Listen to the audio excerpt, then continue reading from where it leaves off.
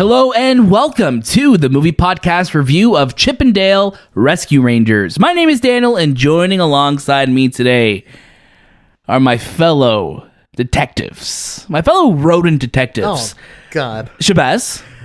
Hello! Oh, gosh. That's my Chip 'n Dale voice. Is that the best you could do? I think that's the best. I can definitely go higher, but Try I'm it. afraid... Hello! Well, I feel like you're going just with a high-pitched voice instead of doing like a... Like Yeah, kind but of then that's talking fast, though. But like, yeah, what's up, Doc? Okay.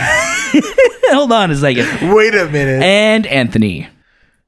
Hi. I feel like You want me to do a chipmunk voice? I wanted to see what your chipmunk voice would be. I don't know. That's more like Elmo. Like that's more Yeah, kind of like that. That is an Elmo voice. That was a bit more of an Elmo voice. I gotta hear a chipmunk voice. All right, we just watched the movie with some. But they I'll had let you real know. voices. They did have real voices. You are correct. I'm You are gonna go correct. grab that chipmunk outside. Oh, okay, please do. If you didn't know already, this is our spoiler-free review of Chip 'n Dale Rescue Rangers, and you may be wondering, spoiler-free? How many dare you. spoilers could be in a Chip 'n Dale movie? Well, let us tell you, quite a bit. There are quite a bit. Shay, how you doing though today? Man, I'm doing great. This is what I was looking forward to this movie, and boy, did it deliver. Anthony, how are you doing though? I'm doing well. Yeah, we just watched. We had a good time. We had a good time. We watched Chip 'n Dale's Rescue Rangers, and We had a long day. We had some good food. we had some good food. The food killed me, but just nostalgic reasons. Chip 'n Dale Rescue Rangers just brought back a lot to today, so that's cool. It was a good day. We had a very full day of movie podcast stuff. A lot of things that you'll be seeing very soon on the movie podcast feed. Because as always, you can catch a brand new episode of our show every single Monday, and watch out throughout the week for our review episodes and all the latest movies and series. The week you are listening to this, there's going to be lots to listen to, including our review for Men. You could check out our spoiler-free review of Doctor Strange in the Multiverse of Madness, our spoiler discussion on the film, and maybe a couple more surprise interviews coming your way. Who That was your knows? chipmunk voice. That'll go a bit higher like that. That'll go like that. Don't forget, you can follow us on Instagram, Twitter, TikTok, and Letterboxd, and write into the show at hello@TheMoviePodcast.ca. You can check out our show notes for all of those links and more. And I want to remind you, see, I keep going really high now, thinking that I'm going to be doing like a chipmunk voice. You could be. I do want to remind you that if you want to see the Bob's Burgers movie early, the movie podcast is partnering with Disney Studios Canada to give away passes for you and a friend to see an advanced screening of the film on May 25th. So make sure, if you're a fan of Bob's Burgers and you want to see this movie early in Toronto, head over to our Instagram page, head over to our Twitter, and you could even email us at the email I just said, hello@TheMoviePodcast.ca. Let us know your favorite character. If you're doing this on the social media pages, make sure you're doing it on the proper post. You'll see it because it is a picture of Bob's Burgers, and you'll be able to write in and let us know, and hopefully win passes for you and a friend to see this movie early. And I want to say thank you to our friends at Disney Studios Canada for partnering with us on this giveaway. Now, something really, really cool that I'm so excited to announce for you. We're going to have a special guest on the show. Who? Shay, I want you to tell us who's going to be on the show. The legend himself, Akiva Schaffer. Akiva Schaffer of The Lonely Island, and also the director of the very movie we are about to talk about, is joining us on the show. It was pretty cool. I mean, we've been fans of The Lonely Island forever, and being able to talk to Akiva, who's also directed Hot Rod, Popstar, The Watch, some of our favorite comedy films of all time. He's now joining us. He's now a friend of the show, we could say. Yeah, we've definitely bonded over our love for The Lonely Island. I think so. So it's about time that things come full circle. I think so, and it was great to have Akiva on. We had a great conversation with him, and you can look forward to that conversation this week on the Movie Podcast feed. And like we always say, make sure you're following us on all of our socials so you can see exactly when that is going live. I also want to remind you that we do have incredible merch that you could purchase. If you want to help us keep the lights and the mics on, head over to our show notes and you can see all of the incredible merch we have for sale. If you want to purchase some, you'll look really cool and you'll be supporting our show. So there's no better way of doing that. Now, the movie we are talking about today is Chip 'n Dale Rescue Rangers. This is a Disney Plus original film that stars John Mulaney, Andy Samberg, KiKi, Layne, Will Arnett, Eric Bana, Flula, Borg, Dennis Haysbert, Keegan-Michael, Tress, MacNeille, Tim Robinson, Seth Rogen, and J.K. Simmons. That is quite a cast. Quite a cast. Quite a cast indeed. Chip 'n Dale Rescue Rangers premieres on May 20th, 2022, exclusively on Disney Plus. And as always, like we've done earlier in the show, I want to say thank you again to our friends at Disney Studios for sending us the film for review. Now, Anthony is going to tell you what this film is all about. I'm not going to do it in a chipmunk voice. I mean, it's up to your discretion. You could speed up my voice. You know what? I may take you up on that offer. We'll find out. Chip 'n Dale's are living amongst the cartoons and humans in modern-day Los Angeles. But their lives are quite different now. It's been decades since their successful television series was canceled, and Chip has succumbed to a life as an insurance salesman. Dale, meanwhile, has had CGI surgery and works the nostalgia convention circuit, desperate to relive his glory days. When a former castmate mysteriously disappears, Chip and Dale must repair their broken friendship and take on the Rescue Rangers detective personas, once again to save their friend's life. Now, the best part about recording this review right now is that you guys don't know what I'm about to do to Anthony's voice. So everyone who's listening to this, I don't even know. Anthony doesn't even know. You who are listening to this episode right now, You know. you know exactly what I've done. But us here in the room, we have not heard it yet, so it's pretty cool. You may also be wondering, chipmunks fly. There's chipmunks flying planes. Do they? Do they fly planes? They do fly a plane. We did see some chipmunks flying some planes. Now, I did say at the beginning of this review, this will be spoiler free, so we won't get into any of the cameos, anything like that. But I'm going to kick it to Shay to give us our first reaction. Look, one of my favorite films of all time is Who Framed Roger Rabbit. And what I loved about that movie was how they were able to incorporate this original character amongst all these very famous cartoons from Disney and Warner Brothers and so on and so forth. So this movie really is that all over again, but kind of amping it up by 11. Like there are moments in this movie that I didn't believe that I was seeing, because I can't believe they got the rights to that character, or the fact that they were able to do this and not offend the people who actually made whatever this is. Right. This is the spiritual successor to Who Framed Roger Rabbit. 100%. And what I love about this movie is it is so self-aware. It is so funny, and it packs in the right amount of nostalgia that doesn't feel like it's beating you over the head with it. We've had a lot of movies in the last few years where we talk about, references to IP that the company uses. We had Space Jam: A New Legacy that came out. What was the other big film that had, was kind of referencing itself a lot? I'm blanking on it right now. I don't know why I can't think of it. But bottom line is we've had a lot of films where they would have, they would reference their own IP. Ready Player One is another big one from the last couple of years, where it'd be like, here's something and you recognize, and we're just going to show it to you. And I love that this movie is it's a commentary on reboot culture, but it's funny, and it's not afraid to be meta and realize that even its own existence, it's silly and unnecessary, but it does it in a very endearing and heartwarming way. And that's what I love so much about this movie, is that it's being meta, it's being funny, it's poking fun at the reboot culture and everything, and looking what Who Framed Roger Rabbit, that it's been I think 30 years since that movie has come out, right? Over 30 years. Over 30 years, yeah. There's been so much more animation styles and things that have happened in the world of animation since then that this movie references, and I think it does a really fun job with it. Anthony, where are you with it? Yeah, I enjoyed the film. I'm a huge Rescue Rangers fan. Like, growing up, it was part of my childhood.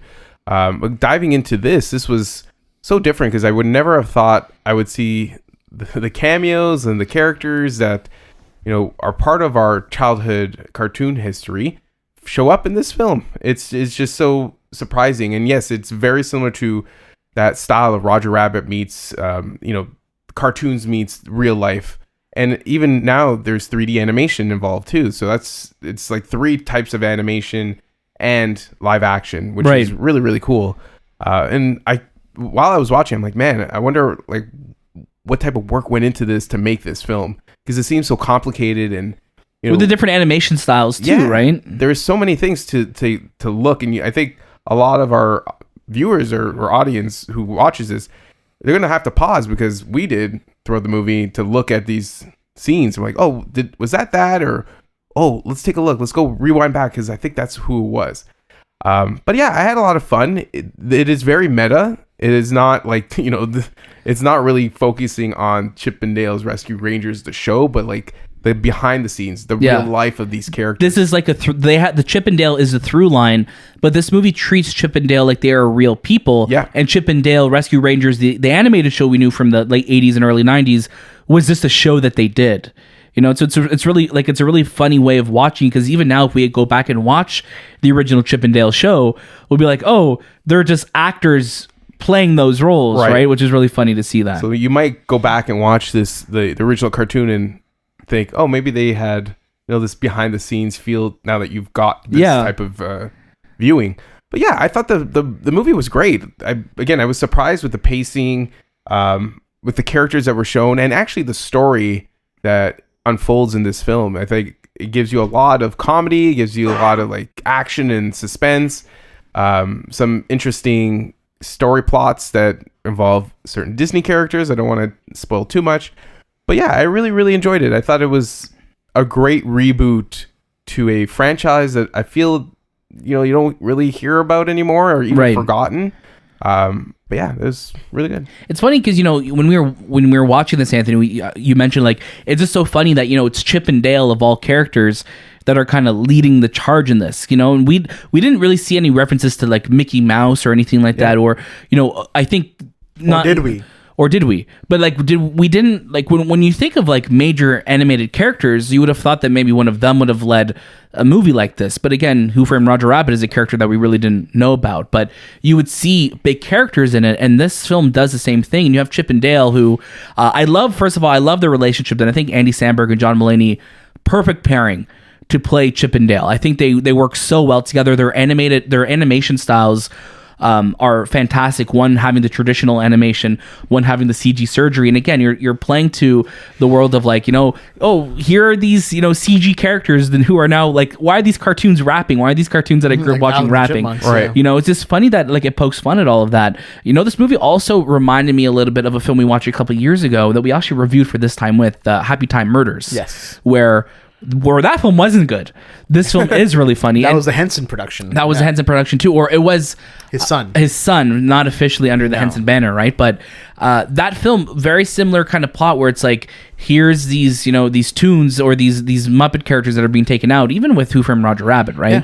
Yeah. This really is a spiritual successor to Who Framed Roger Rabbit, and it's just really funny. And I think at the end of the day, the best thing that this movie is that it's funny, it's hilarious, it's heartfelt, and it has just so much love put into it. And you could tell that Akiva and everyone involved with this movie, first and foremost, are just fans of the show. And I think that's kind of what I loved about it, was there's a meta level sense of humor, very similar to how Phil Lord and Chris Miller usually infused into their productions, and also The Lonely Island does a really good job of that as well. And this movie really carries that element forward while still not coming off cheesy or hokey at all, but in fact it works. You'd think that trying to, like we've been saying throughout this whole review, making a spiritual successor to Who Framed Roger Rabbit is not only such a tough call, but how do you do it without, insulting the original film? Right. And I think they did a fantastic job of bringing in all those elements that worked while continuing to elevate the level of comedy that only Lonely Island can do. It is. And, you mentioned Phil Lord and Chris Miller, and you look at 22 Jump Street, which was a sequel that, again, was another thing where it talked about, reboot culture and making sequels and all of that. And this movie packs into so much of that. And I think the villains in this movie are really funny. They're just so over the top. You have Will Arnett playing like a Peter Pan character. And like Anthony said, there are so many moments in this movie where you're just going to be pausing and like just looking and scanning and seeing all the characters that are in it. It's so well done. It's so well done. There's a lot of positive moments for sure, and I think just like how 22 Jump Street had one of the best end credit sequences, this one's right up there. You're going to be watching the end credits all the way through to pick up on the small little things that are occurring in the background. And this is one of those movies that you got to watch the background for. There's a lot of fun stuff that's happening back there. A lot. Do you think the movie is too meta? Like, I think the audience, I'm not too sure what the rating is on this movie, but do you find that this might go over the heads of a lot of kids? Because it really is meta in the sense of Rescue Rangers and the world, especially with, I think they really focus on surrounding characters from other animation studios. There's some deep cuts there for sure. The Chipmunks are considered a supporting cast member in the whole of the Disney world, and a lot of the characters they interact with, which are picked from a lot of sources, they're also considered the side characters in their realm. But do you find like that this might be too over the top for kids? Because I feel like this is a kids film, but it is garnered to us as adults because we grew up with it. But I'm just wondering, do you think it would be lost on them? I think you make a great point, and I think there's definitely going to be references that younger generations of kids won't always pick up on, and I think that's what's so special about this film, that people our age and people with kids and older adults will be able to pick up on those references, right? And the best thing is that if you're watching this on Disney Plus, you have literally a huge content library right there to brush yourself up on. So hopefully, down the road, Disney does like some type of bonus features for this film or making of, and you could freeze frame in all of the different characters and be like, this is where this is from, this is where this reference is from, this is the type of movie that's made for a making of, or like a little like a making of documentary to see where all these characters are from. If kids do have blind spot for certain like character cameos or anything like that, or why is this person the way they are, or why is this like that, they'll be able to hopefully either look it up or like look on Disney Plus and watch that film or watch that show and get a better reference from it. But definitely, you're right. There are some deep cuts, and even us were like, we missed some things. Who is that? Yeah. What is that? This is prime for multiple viewings. And I hope like they you get that, because Rescue Rangers is on Disney Plus, and a lot of the cartoons that we grew up during this during the 90s. I'm not going to say 80s. I didn't even know this show came out in the 80s. I learned that 1989 to 1990, which is, in my growing up, I thought this was a friggin' 9-season and it's so funny that we watch these shows growing up. So many of these shows, and it's not just Chip and Dale. It's almost all animated shows. all animated shows. Even like Lizzie McGuire, even Stevens, That's So Raven. I thought it was like 40 seasons. I feel like we'd watch it forever growing up, but really it was just because we could only watch one episode a day, maybe, or one episode a week. Yeah. And you do that over and over again for years, but really it's like, oh, it's only 3 seasons. What the heck? Yeah, and it's crazy. I do hope kids kind of go back and watch it. That's my, and then they can learn and say, oh, okay, cool. It breaks that barrier, that fourth wall, between the animation world and our world. And the best thing about it, like we were talking about, is that you could tell that this film was made from a place of love for these characters. Yes, there's, they poke fun at a lot of things, but it's coming from a place of like love and admiration for these characters and for these cameos and all of that. And not to say that this movie is all cameos, because it's not, but there's a lot of just love and heart put into the story of Chip and Dale as well too, that I don't think I was expecting right off the bat. Yeah, there's a lot of like story that we didn't even know. Even like when you make up, it's like, yeah, I could definitely see this happening behind the scenes between these two characters. Exactly that. Even like the whole 3D thing is just plays on the fact that we live in most animations 3D, but it's also playing fun of Hollywood and plastic surgery. It's just, it all makes sense. It all makes sense, and you're in a world where you were coexisting with like toons and humans and tunes of different animation styles, and I think that's what's really cool, that nothing when you're watching this film stands out and like, oh, that looks weird or that doesn't fit. It all feels like it belongs. Where on the contrary side of that is when a few weeks back when we watched The Bad Guys, having animals and humans coexisting in a world felt a little strange. Yeah. Right? So like, it's just funny that right off the bat you're in this world and you're like, yeah, this all feels like it's believable. Like this is where everything is meant to be, and this is where the story is supposed to go. Yeah, exactly. Like the meta stuff for sure might go over some people's head like it did ours, but there's just so much to love in this movie, and I really hope people give it the chance. This is one of those movies that I wish we got to see in theaters, but I totally get why it's on Disney Plus, because this is a pause and watch movie. Yeah, it is, and I think to myself, like, I wonder how this would have played in theaters. Like, I wonder how this would have, box office wise, right, how this would have done. And yeah, but it could have done great. It may not have done great, but this is, like Shay said, this is the perfect movie to watch at home, and I think it's going to do really well at home because of that. I hope so. Let's get to our final recommendations. Anthony, I'm going to get you to start us off. Yeah, it's a definite watch it for me. If you're a fan of Rescue Rangers or any Disney character and any other characters from any animation you grew up with, you might find it in this movie, and I think it's a lot of nostalgia that brings it back, and the story alone is super funny. I think everyone will enjoy it. Love it. Shahbaz. Definitely watch it for me as well. If you're a fan of the humor that The Lonely Island has brought, you're a fan of that meta, very just really good comedy in my opinion, then this movie is just for you. This is...